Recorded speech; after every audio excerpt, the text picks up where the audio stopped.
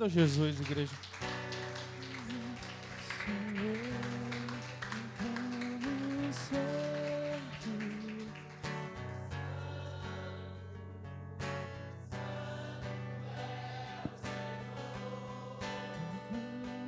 Santo, Santo, Santo é o Senhor. Aleluias, glória a Deus. Boa noite, amada igreja. Shalom para todos. Deixa eu ver se tem um microfone melhor aqui. Glória a Deus, aleluias. Mexe no retorno, fazendo favor. Aleluias. Glória a Deus. Amém, amada igreja? Tem alguém aqui comigo nessa noite? Abra sua Bíblia comigo no livro de Romanos. O capítulo é de número 12. Aleluias. Glória a Deus. Tem um mistério de Deus aqui para nós essa noite. Amém? Eu não sei qual é o seu nível de fome. Não sei qual é o seu nível de sede. Não sei qual é a sua vontade de se relacionar com o corpo e com o Espírito Santo. Mas hoje é um dia de direcionamento espiritual. Amém? Devido a todas as batalhas que nós enfrentamos e que nós passamos diariamente, a mensagem da semana passada, às vezes é só batalhas espirituais, mas necessárias que elas sejam vencidas. E tem as guerras que estão localizadas no reino espiritual. E estamos precisando de pessoas dispostas a querer passar, a querer vencer essa batalha. Amém? E nós estamos em uma guerra geracional. Que guerra geracional é essa? A ideia de Satanás é que o evangelho não chegue na próxima geração. E isso vai depender de mim, isso vai depender de você. Isso vai depender dos princípios que você está passando esses dias para os seus filhos. Imprimir neles uma mente profética, ter uma mentalidade profética, uma mentalidade do reino. E isso não é resolvido em uma conversa. Não importa se você fala, não, já conversei com meu filho 6, 8 horas, não. Isso tem que ser todos os dias, tem que ser implantado.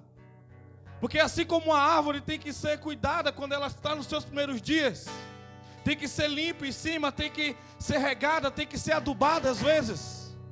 Assim a mentalidade também ela tem que ser fortalecida.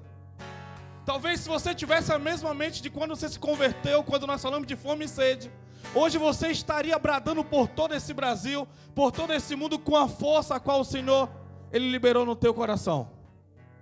Mas as coisas mudaram. E não foi para melhor, infelizmente. Amém? Nessa hora que você fala, glória a Deus.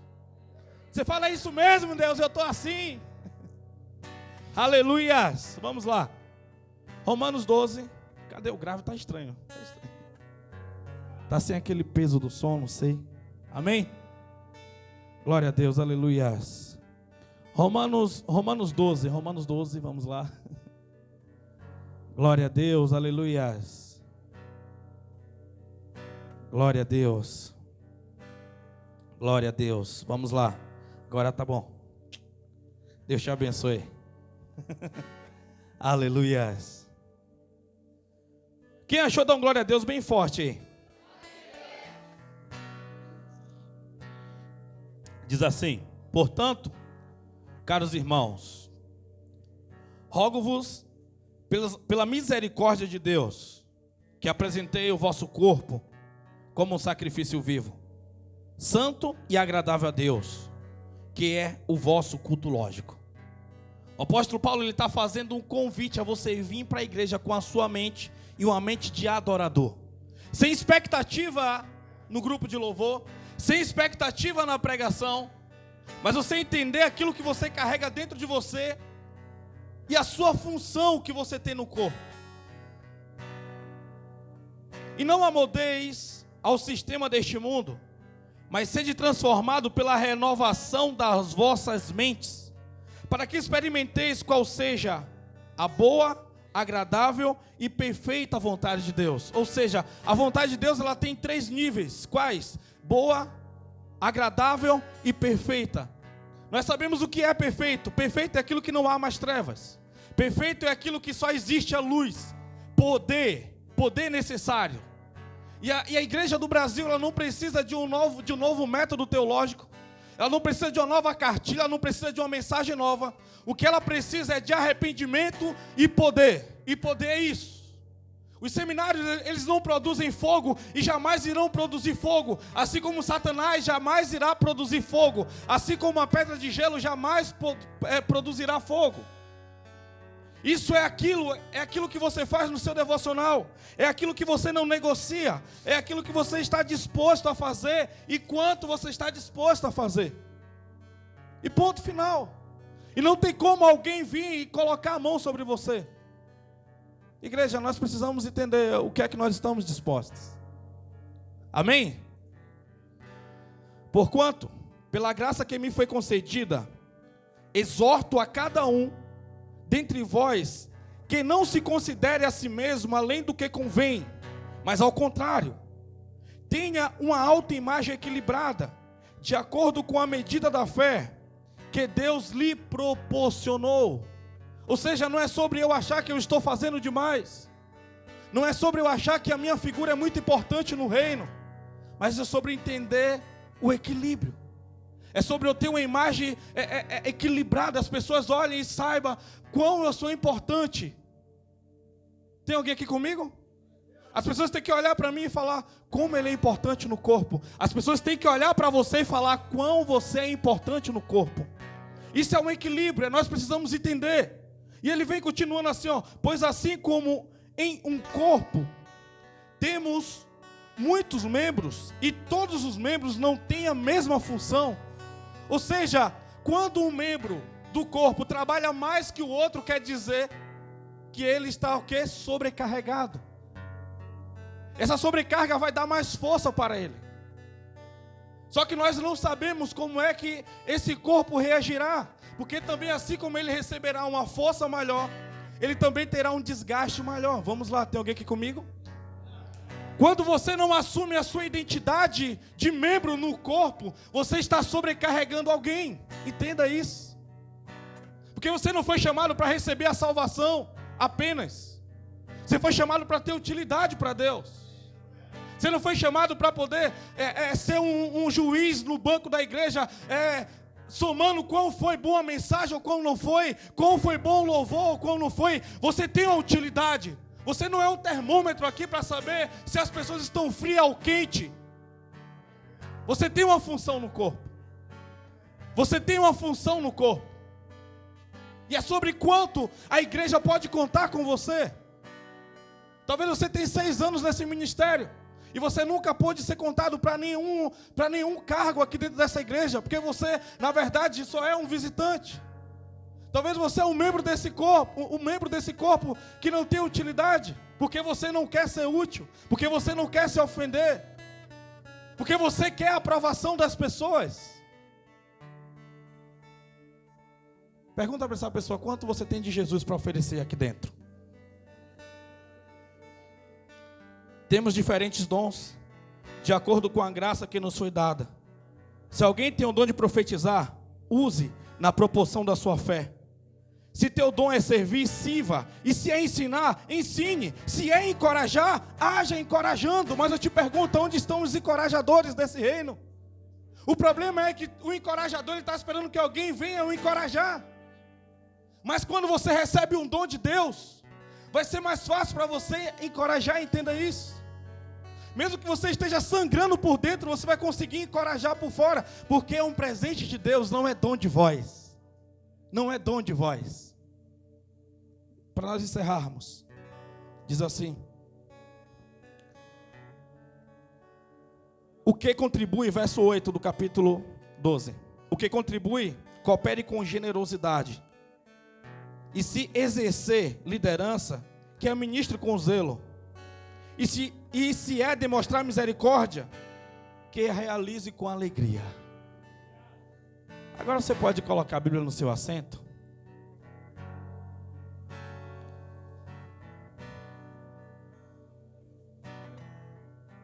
Você tem uma função no corpo, entenda isso. Você tem uma utilidade no corpo, entenda isso. E não é o que você acha que você é melhor naquilo, mas é sobre o Deus te chamou para você fazer algo. Imagina os dedos dos pés querendo ser cérebro. Imagina o cérebro querendo ser cotovelo e assim por diante. Mas quem escolhe o lugar no corpo não é você. Quem escolhe a utilidade no corpo não é você, foi o Criador. É Deus que escolhe qual é a sua utilidade no corpo. Deus, nós estamos aqui, Senhor, e pedimos que a Tua graça, que a Tua unção, pedimos, Pai amado, que a Tua presença, Senhor, ela seja, Pai amado, real aqui nessa noite, Pai. E nos gere vida, Senhor. Nos impulsione, Pai, ao próximo nível, Senhor. Nos impulsione, Pai amado, a estar no centro da Tua vontade, Pai. É o que nós estamos necessitados nessa noite, Senhor. No nome de Jesus, amém. Podemos assentar, igreja? Aleluias, glória a Deus. Igreja, essa guerra que nós estamos passando aqui é uma guerra que ela tem pegado cada um em sua esfera, onde que a pessoa é mais fraca. E eu acho que hoje está fechando 29 pregações que eu estou pregando sobre guerra espiritual. Eu não sei se vocês estão entendendo porque é que eu estou gastando um tempo nesse tema. Porque as mensagens aqui não é eu que seleciono para poder pregar. É Deus que direciona o meu coração e eu libero como porta-voz de Deus ao coração de vocês. Só que a ideia de nós sabermos na guerra que nós estamos inseridos e o tipo de guerra que nós estamos passando e como nós estamos atravessando não é acerca daquela guerra que nós gostamos de lutar, mas é uma guerra cósmica, é uma guerra celestial, é uma guerra que já existia antes da nossa existência, é uma guerra que começou nos céus, é uma guerra que começou no coração de Lúcifer e desceu à terra, e Deus está esses dias querendo mostrar para Lúcifer quão ele confiou em nós, colocando um tesouro muito grande dentro de cada um de nós. Só que o problema é quando eu quero esconder esse tesouro. O problema é quando eu quero vomitar esse tesouro para fora, porque eu acho que eu não sou digno desse tesouro. E quem diz que é sobre você? É sobre Jesus. É sobre o reino. O problema é quando eu me sinto estimado demais por aquilo que eu acho que eu estou fazendo, ou por aquilo que eu acho que eu não estou sendo apoiado. O problema é quando eu acho que eu estou caminhando só, e eu não consigo entender a guerra na pluralidade. Vamos lá. A guerra no plural. Como a guerra no plural? Não é sobre a minha guerra no singular, mas é sobre eu olhar para o lado e entender que alguém do meu lado também está passando uma guerra. É entender que o reino das trevas está sobrecarregando alguns para que a voz se encolha, para que eles desistam. E tem pessoas todos os dias dizendo: Satanás, você está me convencendo porque eu estou desistindo. E eu liberei uma medida aqui na pregação de quarta-feira, e eu nem vi aquilo que eu liberei. Eu estava assistindo a pregação ontem em casa, e eu falei assim: as pessoas que desistem de congregar, desistem de ser resposta a Deus. Nunca foi Satanás que as parou, nunca foi outras pessoas ou líderes que as pararam, mas foi ela mesma que queria voltar para ela fazer aquilo que ela gosta de fazer. Aquele que desiste do reino, ele para porque ele quer fazer aquilo que ele gosta de fazer. Ele quer voltar ao pecado, ele quer voltar às práticas humanas. Ele está dizendo: a minha carne está vencendo e o espírito está morrendo, porque não tem como a carne está comandando e o espírito está sujeito à carne, não. A Bíblia diz que estão inclinados para a carne, cogitam das coisas da carne, e os que estão inclinados para o espírito, eles cogitam das coisas do espírito. Só que o problema é, eu não consigo mais ser machucado por uma igreja, então eu prefiro me afastar. Então você deixou de ser machucado por uma igreja para você ser machucado e morto por Satanás. Porque Satanás não vai parar de atacar contra a sua família porque você está ofendido dentro de uma igreja. Satanás não vai parar de te machucar e te ferir porque você está frustrado com um pastor ou com um líder qualquer. Tem alguém aqui comigo, por favor? Pelo contrário, agora você vai ser um cavalo dele e você vai ajudar ele no reino dele. Mas mesmo você ajudando ele, não quer dizer que ele não vai cobrar. Porque Satanás, ele não tem amor. O inimigo das nossas almas, ele não tem amor. Não, ele não tem amor. Ele é paciente, isso ele é. Toda guerra, ela trava as pessoas. Mas quando nós recebemos a unção de Deus, a unção nos liberta. Quando nós recebemos uma unção em meio a cada batalha, porque Deus tem uma unção diferente para nós podermos passar todas as batalhas. O problema é quando eu estou passando essa batalha e eu digo: Senhor, eu não quero continuar essa batalha, eu quero ficar aqui. E o Senhor recolhe a unção dele, e você vai lutar com a força do seu braço. A derrota é visível. A derrota, ela é iminente, porque não tem como você vencer sem Jesus. Ele disse: sem mim nada podeis fazer. Maior é o que está em você do que o que está no mundo. Então a ideia de Satanás é convencer que você é um perdedor, convencer que você é um fraco, convencer que você não tem mais utilidade ao reino, convencer que você está cansado, convencer que você precisa parar, convencer que você está fragilizado, convencer que você está só. Nós somos chamados para algo maior.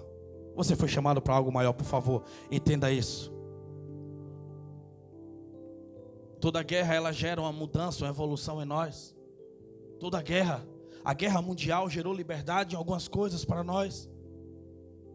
A guerra industrial, ela gerou uma evolução para nós. A guerra que um dia Martinho Lutero enfrentou lá em 1500, colocando as 95 teses na porta do castelo de Wittenberg, aquilo gerou uma evolução para nós. Hoje nós temos a Bíblia, hoje nós podemos falar sobre o amor de Jesus, ela está palpável para nós, porque a guerra ela foi feita para poder com que aconteça uma paz.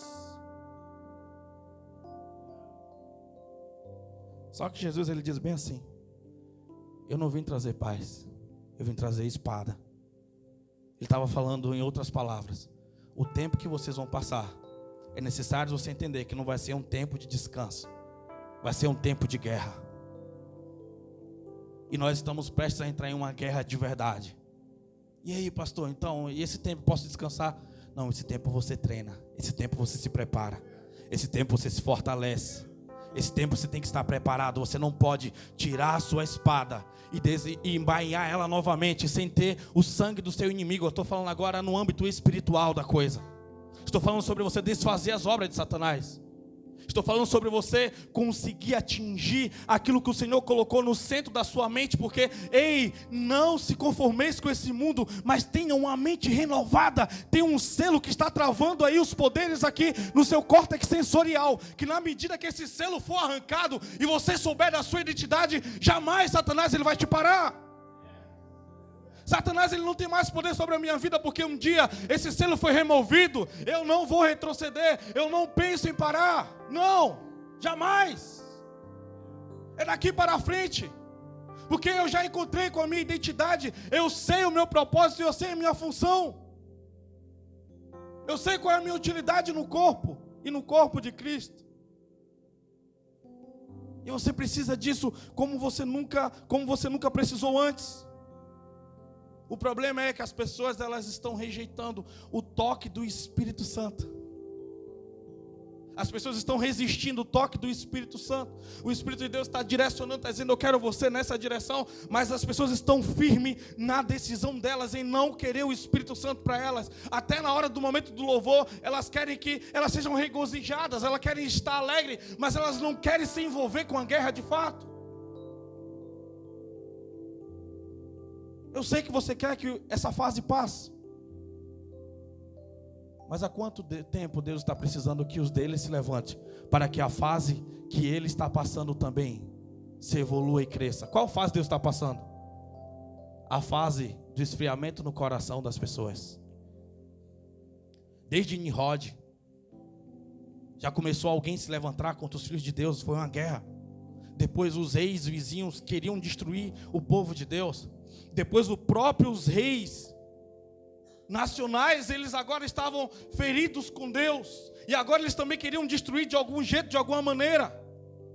E essa guerra ela foi evoluindo, essa guerra ela foi crescendo até chegar no tempo de Jesus. E quando nós paramos para olhar a fase que o povo estava passando na época que Jesus estava na terra, era a mesma guerra que nós estamos enfrentando agora, porque era uma guerra na alma, era uma guerra almática, era um tempo de opressão, era uma guerra sistêmica, onde que as pessoas elas estavam o tempo todo protegidas contra outras pessoas.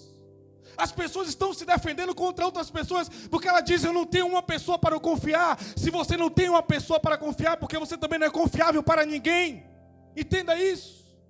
É uma espada de dois gumes. Se você não consegue encontrar uma pessoa confiável, entenda também que você não é confiável para ninguém. E aquilo que você cobra nas pessoas começa com uma transformação no seu coração. Por favor. Se nem Jesus é seu amigo, porque você não o conhece, quem é que vai suportar você como amigo, como amiga? Tem alguém aqui comigo?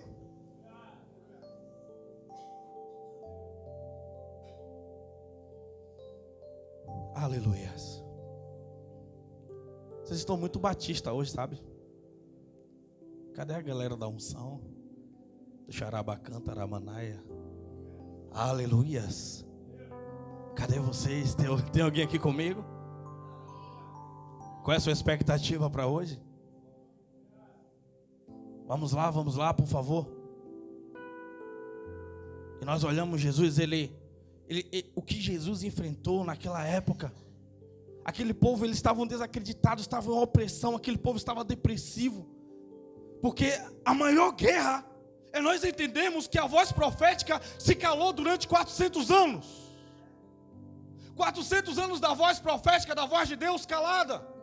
Mas o reino das trevas ele não se calou durante esses 400 anos. Os pais de santos eles estavam fortes. Agora aqueles sacerdotes eles olhavam a necessidade dos filhos dele. E quando ele entendia que era uma guerra espiritual e Deus não estava respondendo eles iam procurar pais de santos. Eles iam procurar mágicos, feiticeiros. Porque ele queria a cura do filho dele e Deus não estava o concedendo. Tem alguém entendendo aqui? Por favor, alguém precisa entender. Quando a igreja se calar, vai ser reino contra reino. Como assim? Quando a igreja se calar, você vai ver tambores batendo mais abertamente do que já está. E aí você vai recorrer a quem? Se a voz de Deus calar. Você vai recorrer a um pai de santo, você também vai se tornar. Você não vai querer perder, você não vai querer ver os seus perdendo. Eu quero que alguém entenda essa mensagem, por favor.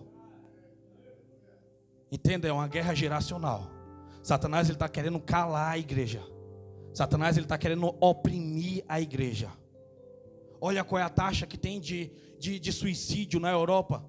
Um país de realização de sonhos, de casa própria, de veículos, de roupas de marca. Olha para a Europa e veja as vitrines sexuais que há naquele lugar, os tipos de orgia. O homem, a mulher, ela consegue viver tudo o que eles querem de perversão naqueles lugares. Mas a taxa de suicídio ela é gigantesca. Porque a necessidade do homem não é um carro novo, nem uma casa nova, nem viver como se não houvesse amanhã. A função do homem é servir ao Senhor, é servir ao Senhor. Não pare de fazer as coisas de Deus por causa de um trabalho secular. Por favor. Não esteja cansado ao ponto de não ter utilidade para Deus. A sua geração está morrendo. Não é sobre se você é simpatizante da minha cara ou da Batista. É sobre Deus. É sobre o reino de Deus. É sobre o reino. Não é sobre a amizade que eu tenho com você. Não é sobre se você acha eu confiável ou não. É sobre o reino. Deus vai cobrar você. Se Deus não cobrar Satanás, ele vai cobrar. Porque ele não está para brincar. É guerra. É guerra, eu quero que você entenda isso.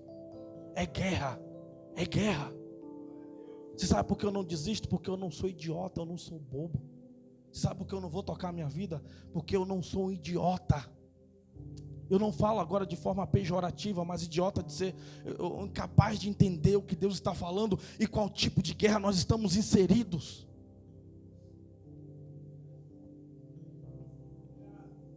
aquele povo, eles estavam passando uma escravidão terrível. Até que tem um homem que diz: eu sou a voz do que clama no deserto. Porque no deserto Deus estava falando. Deus preferiu ir falar no deserto do que falar com a geração que achava que conseguia viver sem Ele. Ele estava lá no deserto como um caniço balançando. E lá ele ouvia a Deus. Ele trazia desde o ventre da mãe dele. O Espírito, quando pegou, ele se tornou uma criança diferenciada por aquilo que ele carregava, por aquilo que ele era. Quando ele voltava ali para o Jordão, havia o quê? Um estabelecer do reino. Raça de víboras, até quando fugirão? Por quê? Quando chegava na época de colheitas, os donos das fazendas tocavam fogo no trigo seco, e as cobras começavam a fugir. Tem um fogo de verdade vindo aí. E para onde vocês estão indo? Você está indo em direção ao fogo ou na direção contrária? Até o momento que vem Jesus, ele diz: aí vem o Cordeiro, aí vem um príncipe. Aí vem o Senhor dos Senhores. Eu não sou digno de desatar suas sandálias. Eu batizo com água, mas esse batizará com fogo. Jesus inicia o ministério dele com poder. Jesus inicia o ministério dele. Todo oprimido, todo doente que chegava a Jesus, Jesus o libertava, Jesus o curava, Jesus tirava a opressão. Aquela pessoa se sentia livre. E era só o começo do que ele estava por fazer, porque o poder de verdade seria derramado, está sendo derramado depois da cruz. Eu vejo o jovem de Gadara se encontrando com Jesus. Jesus atravessa um rio. Naquele dia as potestades, as forças, ela tentam segurar Jesus de toda maneira. E Jesus, quando chega, os cemitérios eles eram colocados nas entradas da cidade. Jesus, quando encontra aquele jovem, ele tinha uma força extraordinária, uma força acima da média. Porque os tipos de demônio que entrou nele, a legião que entrou, como de opressão e opressão, opressão e opressão. Quem era esse jovem Gadara? Pasme que eu vou te falar quem era esse jovem Gadara. Esse jovem Gadara, ele era um príncipe das Decápolis. Ele não era um jovem comum.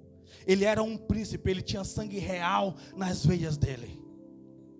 Mas aquele homem, eu não sei se foi através dos pais dele, eu não sei se foi ele mesmo que fez alguns tipos de rituais. Mas os demônios sucumbiram. Os demônios o oprimiram. Agora tudo que ele tinha para fazer era dormir em um túmulo. Tudo que ele tinha para fazer era ficar preso nu dentro de um cemitério, se alimentando às vezes até do próprio corpo humano. Tem alguém aqui comigo? Mas Jesus chega naquele lugar. E quando ele chega, os demônios falam: filho do homem, o que tu vieste fazer aqui? Ainda não é seu tempo. Sabe por que Jesus não tinha falado nada ainda? Mas a unção que estava sobre Jesus incomodava os demônios. A unção que um dia foi liberada sobre você, a unção que um dia foi liberada sobre a igreja do Senhor, ela incomoda o reino das trevas. Ela incomoda o reino das trevas. É por isso que essa unção, Satanás faz de tudo para você vomitar essa unção e não permanecer dentro do seu corpo, porque toda vez que essa unção está habilitada em você, ele não pode entrar na sua casa. Toda vez que essa unção está habilitada em você, ele não pode te tocar.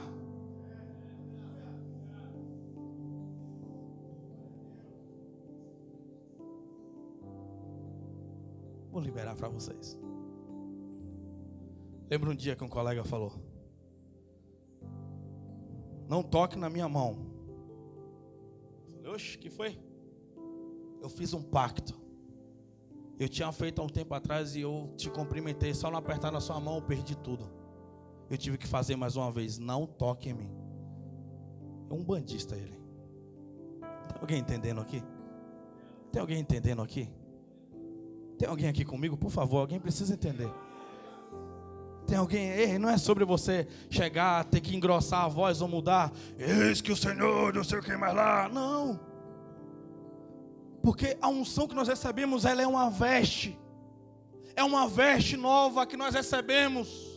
É uma veste, os demônios sabem que tipo de roupa você está vestido. Porém, lembra, Deus me deu uma visão um tempo atrás, quando eu olhava para a igreja, tinha pessoas que estavam com a veste branca e outra com as vestes vermelhas. Que veste vermelha é essa? A veste vermelha é tingida com o sangue do Senhor. E por que essas vestes estavam vermelhas ainda? Porque essas pessoas não estavam permitindo que o sangue penetrasse no coração, na alma, no espírito delas. Então a alma, a veste que ela tinha poder, mas ela não tinha poder. E precisa haver essa transferência. O código das vestes do Senhor precisa penetrar nas suas veias, precisa penetrar na sua pele, precisa penetrar no seu corpo. Vamos lá. Toda vez que você peca, você lança esse sangue que foi derramado nas suas veias para as vestes novamente. Porque as vestes é do Senhor. Eu não sei como você está vestido hoje. Qual é a sua veste hoje, eu te pergunto. Ela está branca ou ela está vermelha? Suas vestes estão brancas ou está vermelha? Aquele jovem, vamos lá, olha que delícia. Ramada canturolobra labadabas, lebadabas. Ramada canturolobra labadabas. Aquele jovem, ele estava nu. E a Bíblia diz que quando as pessoas chegaram e encontraram o jovem, ele estava sentado e vestido em sua consciência, conversando com Jesus. Quem foi que deu essas vestes para o homem? Foi Jesus que deu as vestes para o jovem Gadara. Foi Jesus que deu o manto de Jesus estava sobre ele. É por isso que encontraram ele vestido. Se você entendesse o manto que Jesus ele te envolveu, se você entendesse o manto de autoridade que tem sobre você, você não estava me olhando com essa cara de dúvida: será que é mesmo? Será que eu tenho? Se você soubesse de como ele te vestiu um dia, de por que ele morreu e por que ele ressuscitou, você não estaria com essa cara de Tomé. Não. Você precisa, por favor, você precisa entender isso. Você precisa ministrar sobre pessoas, ministrar sobre o seu corpo, ministrar sobre os seus filhos, ministrar sobre essa geração. Eu fico louco quando um crente diz assim: eu não sei mais o que eu faço, pastor. Tudo que eu tinha que fazer eu já fiz. Minha vontade de gritar é como falar, Jó falou para a mulher dele. Como falaste uma louca mulher. Arrepende-te.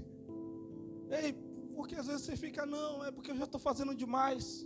Não, é porque eu estou fazendo muito, é que eu já estou desgastado. É porque tudo que você está fazendo é para você receber com reconhecimento no final. É por isso que você está cansado. Porque as obras de Deus não traz pesar, não traz dor, entenda, por favor. Eu tenho prazer em vir aqui pregar. Eu amo vir aqui pregar e liberar essas palavras sobre você, porque isso não me traz dor. Não. Eu tenho amor porque eu sei para quem eu estou fazendo e por que eu estou fazendo. É por duas coisas: primeiro, porque Deus me chamou; segundo, porque eu amo vocês. É esse ponto final. Agora, quando Deus não me chama e quando eu não amo as pessoas, tudo que eu quero é ser aprovado, tudo que eu quero é receber 3 tapinhas nas costas e falar: nossa, pastor, como você prega bem, como a palavra foi maravilhosa. Para você é mais fácil. Tem alguém aqui comigo? Aleluia, vamos lá. Vamos encerrar. Primeiro ponto. Aleluia, glória a Deus. O jovem Gadara, os demônios e as pessoas não queriam que ele retornasse, justamente por ele ter sido um príncipe. Agora imagina aquele príncipe voltando falando sobre Jesus. Agora imagina um príncipe que um dia saiu de casa e só ouvia notícia sobre ele. Ele está endemoniado, destruindo tudo em tal cidade. Ele era um príncipe de Decápolis, das 10 cidades ali. Ele tinha um fator muito poderoso sobre ele, porque um dia ele já recebeu aqueles principados de autoridade. Mas agora o Senhor converteu e falou: você vai usar essa autoridade para o meu reino. Aquele homem queria ir com Jesus. Jesus, deixa eu ir contigo. Jesus, não. Vou te dar um discipulado aqui, ultra mega pau, é rápido, mas necessário. Estou soprando autoridade sobre você. Você vai voltar e vai falar tudo o que eu fiz na sua vida. Você vai voltar e você vai falar o que foi que aconteceu. Você vai voltar e vai falar quem é que se encontrou com você. Primeiro missionário de Jesus. Para os 12, Jesus falou: fiquem em Jerusalém até que seja cheio do Espírito Santo. Para aquele homem, Jesus falou, vai.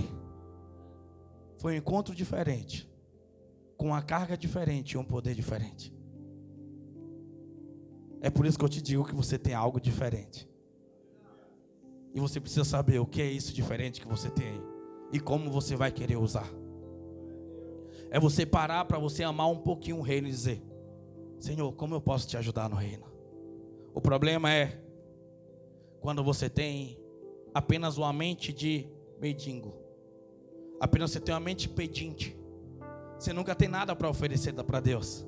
Tudo que você tem é pedidos para que sua vida melhore. Tudo que você tem é sempre uma bandeja vazia. Deus te deu coisas, mas você nunca tem nada para poder dizer, Deus, isso aqui é teu, então eu te devolvo. Eu te entrego, eu quero servir a casa, eu quero servir a minha cidade, eu quero servir o meu estado, eu quero servir a minha nação. O que eu posso fazer? O que eu posso fazer? Eu estou precisando ouvir aqui nesse ministério, sabe o quê? Pessoas apaixonadas por Jesus. Eu quero ter utilidade, como eu posso ser útil? Não é porque eu quero ser reconhecido, é porque eu amo Jesus. Mas o que eu vejo é, pastor, eu estou achando que eu vou parar. Pastor, eu estou achando que eu estou fazendo demais. Pastor, eu estou achando que eu estou cansado. Eu vou dar um tempo, vamos lá. Tem alguém aqui comigo, por favor? Isso eu posso falar porque não é nenhuma nem duas pessoas. Por favor, não é indireta, por favor. Senão eu não vou poder pregar nada nessa igreja. Graças a Deus não tenho problema com isso. Toda vez que eu tenho alguma coisa eu chamo, vamos no particular e vamos conversar. Mas eu estou falando de várias pessoas que está acontecendo isso. Não é 1 nem 10. Amém? Amém? Vamos lá. Vamos nessa. Vamos seguindo em frente. Quando aquele jovem volta, ele volta mexendo com tudo. Aquele jovem, ele volta cheio do Espírito de Deus, cheio de sede, cheio de fome, cheio de paixão. E uma das coisas que eu mais clamava a Deus era, Senhor, como eu posso ser útil no teu reino? O que eu mais clamava a Deus, Deus, como eu posso ser útil? Como eu posso ser útil? Como eu posso ser útil? Como era a minha oração? Era a minha oração, sabe, oração, não estou falando de oração de um mês ou de um ano. Foi durante vários anos essa oração, clamando ao Senhor, pedindo ao Senhor. Até o dia que eu estava ansioso. Eu estava ansioso para poder pregar na aula de homilética, porque eu tinha recebido várias profecias que um dia eu seria um pregador. E quando eu prego, eu escuto. Você pode ser tudo, menos pregador, viu, Diogo? Pelo amor de Deus, vai ser baterista na igreja, vai tocar guitarra, vai ajudar, faz qualquer coisa, mas pregador. Naquele dia, eu não fiquei triste. Naquele dia eu falei, eu preciso melhorar então. É isso que você precisa entender. O problema é quando você ouve ou não, ou você quer ser aprovado por alguém específico que você tem como referência, e você para com aquela voz. Eu falei, então vou precisar melhorar. Então o que vou ter que fazer? Vou ter que assistir mais pregação, vou ter que ler mais livro, vou ter que orar mais, vou ter que jejuar mais. E é isso que eu vou fazer, eu não vou parar, eu vou melhorar. E toda vez eu terminava, pastor, e aí? Ele Diogo, deu uma melhorada, legal, eu preciso melhorar nisso, naquilo. Vamos marcar um horário, pastor? Vamos lá para o senhor falar o que é que precisa mesmo, o que é de fato. Eu vi um pregador, eu falava, o que é que o senhor fez para você eu conseguir? Uma vez eu cheguei, pastor Marroque, pastor, como é que o senhor conseguiu montar essa mensagem, sabe, uma pregação que mexeu comigo? Ele falou, Diogo, todo o poder está na renúncia, todo o poder está no seu devocional, é lá que Deus te direciona, é lá que Deus vai te falar. Essa mensagem aqui que eu preguei, Diogo, ela foi construída em 15 anos, mas eu preparei ela em 10 minutos. Eu falei, Deus, acho que o Senhor não é muito justo não, viu? Porque tem coisa que a gente não entende no tempo que a gente está passando, porque a gente quer as coisas na nossa velocidade, no nosso tempo, da nossa maneira. A gente já quer chegar, não, porque para você é fácil, não. É tempo de você mergulhar no Senhor, mas como você vai mergulhar para o Senhor se você não está amando aquilo que Ele te chamou para você fazer? Essa semana, quanto tempo você tirou para Deus? Eu te pergunto nessa noite. Essa semana, quanto tempo você leu? Como que você vai ter utilidade? Você acha que você vai ter utilidade porque Deus vai olhar para você e vai ter dó de você? Vou derramar um donzinho aqui para Ele. E agora, meu filho, tá bom? Não. Sua mãe fez isso com você e você é essa pessoa que você é hoje. Pessoa difícil de lidar. porque foi muito fácil para você algumas coisas, e a dificuldade ela é necessária para que você amadureça, para que você cresça, para que você corra atrás. Vamos lá, tem alguém aqui comigo? Aleluia. É preciso termos poder do alto. É preciso nós termos a cobertura espiritual para nós conseguirmos vencer. Porque unção é receber poder do alto. As guerras elas sempre foram assim. Quando você para observar, Jesus ele está indo em uma certa direção, fazer um milagre, mas no meio do caminho a mulher do fluxo de sangue vai lá e toca no vestido dele. Era uma doença de nascença. Perdão, de nascença sim. Mas ela começou com 12 anos, a primeira menstruação dela, ela começou a ter uma hemorragia e não parou, não cessava. Aquela mulher já era adulta, não sei se era 20 ou 30 anos que ela carregava aquela dor, que ela já estava se esvaindo com anemia, com vários problemas de saúde, mas ela resolveu se encontrar com Jesus, ela resolveu tocar em Jesus, ela quis ser curada, a multidão não foi empecilho para poder parar ela. O problema é que você para nos seus empecilhos. O problema é que você tem argumento suficiente para você não ir, para você não avançar. Não, mas é um problema que a minha família sempre teve. Não, mas ele nasceu assim, ela nasceu assim. Não importa. Jesus muda DNA, Jesus muda caráter, Jesus muda os códigos genéticos, Jesus cura, Jesus cura. Alguém aqui, por favor, ministra sobre os seus filhos. Ministra sobre os seus filhos, coloca a mão 1, 2, 3, 50 vezes, mas não para. Vai no quarto dos seus pais, ora por eles, derrama unção sobre eles. Não desista, ministre, ministre, ministre. O poder está com a gente. É a nossa vez. É o nosso tempo de viver os milagres de Deus. A batalha trava, mas a unção liberta. A unção liberta. Não desista.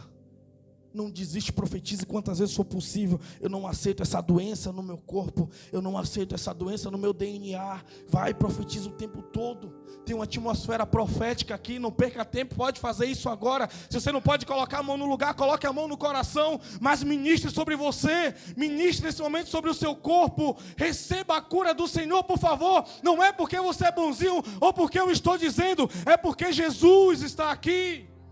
É porque Jesus que está aqui. Não aceite esse quadro para que as pessoas tenham dó de você, ou para quando você for contar a sua história, você dizer quão você sofreu. Prefira ser vencedor. Colecione vitórias, não colecione derrotas e tristeza. Está na hora de você virar essa página. Eu sei que foi triste a sua história, eu sei que teve peso, eu sei que você enfrentou a maior parte dela sozinho, mas passou, acabou. É um tempo novo. É renovação de mente. É renovação de mente. Profetiza, fala o nome do seu filho, o nome do seu sobrinho. Fala o nome dos seus pais, do seu irmão, não sei. Mas faça algo nessa noite. Levante sua mão e profetiza. Profetiza, profetiza, profetiza. Profetiza, igreja. Profetiza. Profetiza. Ramadá cantorolobra labadabassou. Senhor, meu Deus, nós estamos aqui, Senhor. E nós te pedimos porque o Senhor disse que pelas suas pisaduras nós somos sarados. O Senhor já tomou os açoites. O Senhor já tomou os açoites. O Senhor já foi açoitado em nosso lugar. Então nós profetizamos sobre o corpo, profetizamos sobre a carne, profetizamos sobre os ossos, profetizamos sobre as plaquetas, profetizamos sobre os rins, fígados, profetizamos sobre o estômago, pernas, joelho, profetizamos sobre o cérebro, sobre os olhos, sobre a boca, Senhor. É tua a promessa, Senhor. É tua a promessa, Jesus. Ramadá cantorolobra labadabás. Ramadabadabaxu brelebadá cantorolobra labadabás. Trave essa batalha nessa noite. Trave essa batalha nessa noite, por favor, por favor. Por favor, você foi chamado para guerrear. Você foi chamado para guerrear. Você foi chamado para batalhar. Não aceite o diagnóstico porque você quer chorar. Não aceite. Por favor, para de autocomiseração. Para de ter dó de você. Por favor, você é um príncipe de Deus. Você é uma princesa de Deus, por favor. Por favor, para de ter dó de você. Não aceite isso mais para a sua vida. Não aceite isso mais para a sua casa. Para de ter dó de você. Para de ter dó de você. Para de ter dó de você. Você tem um DNA. Você tem uma identidade. Você tem uma identidade. Você tem uma identidade. Enquanto você continuar com dó de você mesmo, as coisas não vão acontecer.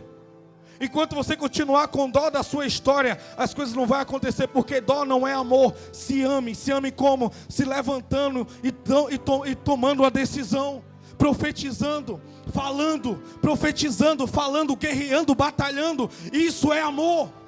Isso é amor. Se ame. Se ame, por favor. Tem um espírito contra o Brasil, um espírito para as pessoas se autocomiserável.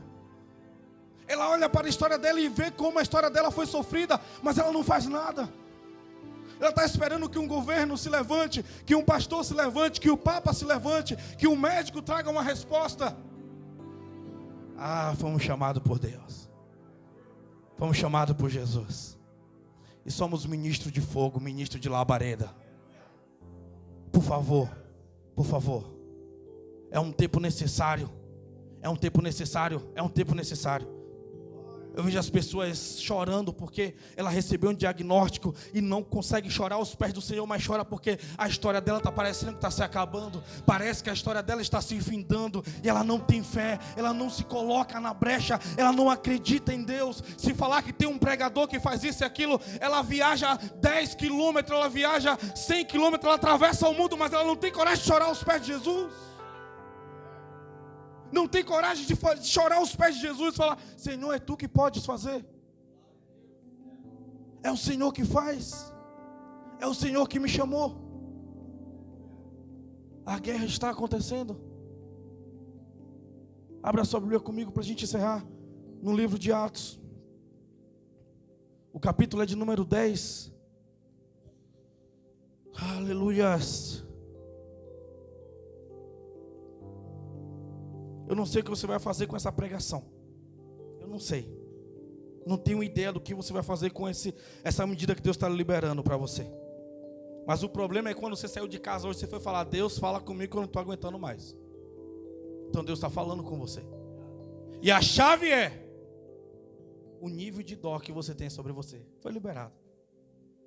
Talvez você não fale com os seus lábios, mas na sua mente você olha no espelho e fala: você sempre teve só. Por favor, para de tirar a honra de Jesus. Para de tirar a honra dos ministros que Jesus enviou. Ele falou: já dei ordem aos meus anjos ao teu respeito. Para de desonrar as pessoas que se encontraram com você e te ajudaram. Talvez não permaneceu, mas naquele ciclo ela estava lá. Naquele ciclo ela apareceu. Talvez você não lembra nem o nome, mas foi um ministro de Deus enviado e te ajudou. Por favor. Deus não vai trabalhar com a igreja que não tem identidade. O que é uma pessoa sem identidade? É uma pessoa que só consegue ver tristeza na vida dela. É uma pessoa que só consegue ver tristeza na história dela. É uma pessoa que quando fala do passado dela, fala com um glamour de tristeza. Fala com um pesar, fala meu Deus, fala assim com tanto peso. E tem uns que nem quer falar do passado porque acha que dói muito. Se você não consegue falar do seu passado, quer dizer que ele ainda está vivo. Quer dizer que ele ainda não foi curado. Se você não consegue falar do seu passado, é porque você ainda é escravo dele e você sofre com ele. Você não fala com seus lábios, mas no seu subconsciente está lá vários bloqueios, várias travas, vários muros, vários empecilhos. E você não precisa falar do seu passado para todo mundo, mas é necessário que você fale para alguém. E quem é esse alguém? Seu melhor amigo? Não.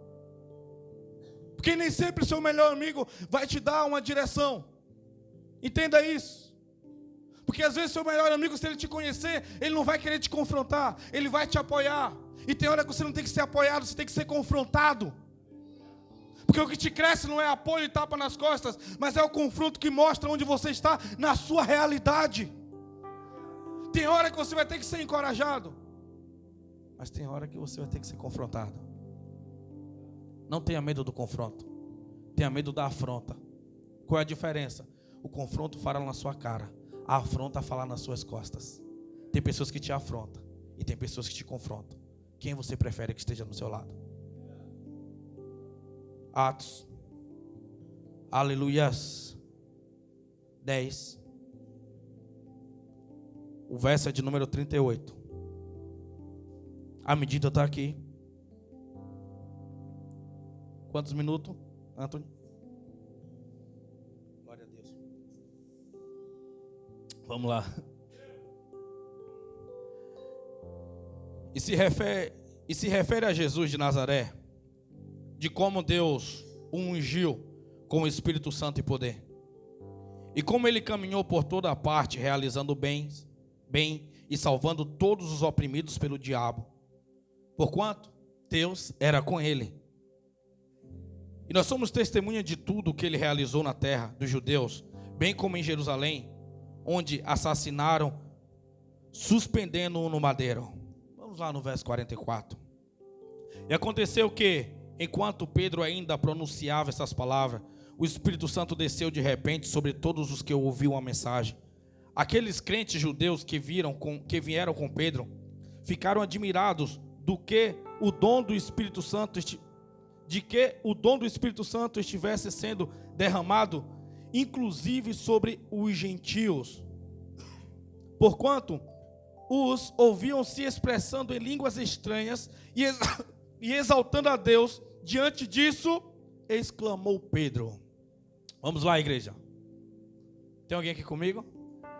O que é que Jesus fez? Jesus, ele entrava nas vilas, ele ia desoprimindo as pessoas. Jesus ia desfazendo as obras das trevas. Mas o principal é você entender que o Espírito foi derramado.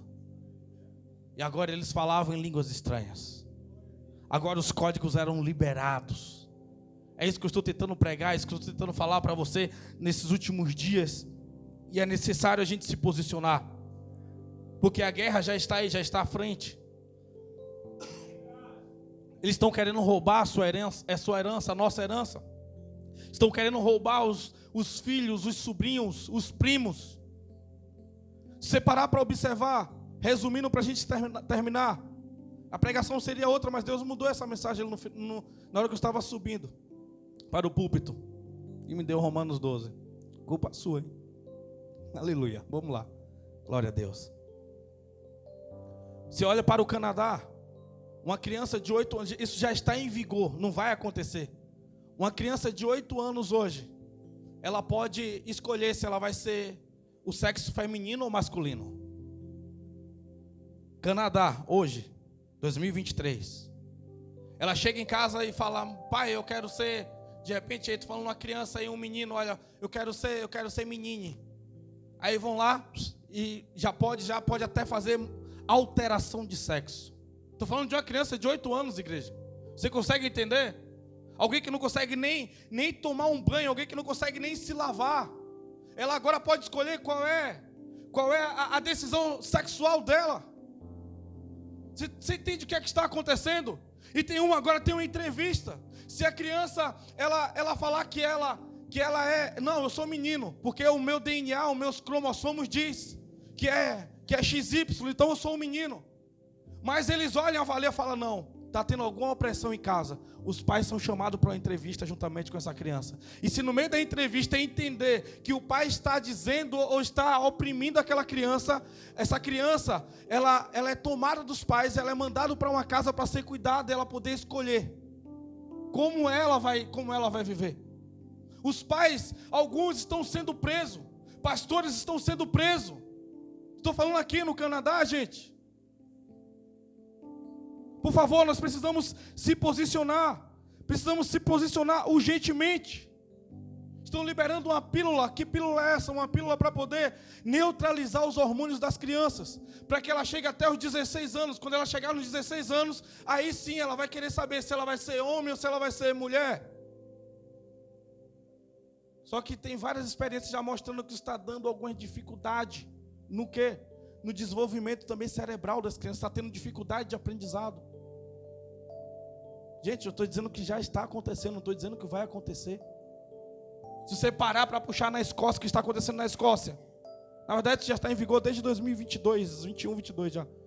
Na Escócia, agora estão querendo abaixar para 5 anos, não é mais para 8 anos. 5 anos a criança poder tomar essa decisão sobre a vida dela. País, que é o Canadá, é o quê? Comunista. Escócia é o quê? Comunismo. O Brasil é o quê? Comunista. Você está conseguindo entender? Você está conseguindo entender sobre as doutrinas diabólicas que está sendo implantada na nossa nação? O tipo de guerra que nós estamos passando e atravessando? Se você não se ama, comece a se amar e ame também os seus pequenos. Se posicione como igreja, por favor. Se posicione como igreja, e não é ficar brigando nas redes sociais, mas é você levantar em oração e mostrar que a nossa nação tem um Deus poderoso, tem um Deus acima de tudo, tem um Deus que muda e transforma, um Deus que criou as pessoas com uma função específica. Você tem uma função específica no reino. Nós temos uma função específica no reino.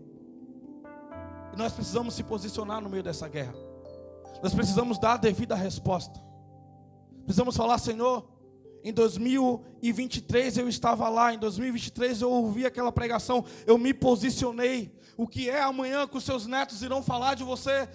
Onde que estava a igreja de 2023? Onde estava a igreja de 2024, 2025? O que foi que eles fizeram? O que aconteceu com a nossa geração? Eles estavam brincando e preocupados demais com os seus próprios problemas. Nós somos chamados para mudar essa nação. A Bíblia diz que a terra geme e sofre, esperando a revelação dos filhos de Deus. Essa fase que você está passando amanhã, você vai rir dela. Mas o que está sendo implantado, talvez você não vai rir. E é necessário que a gente se levante como uma voz profética da nossa nação, porque nós amamos a nossa nação. É necessário que a gente levante como uma voz profética e comece a ungir essa nação, comece a orar por ela de fato, de verdade. Se coloque de pé, vamos orar.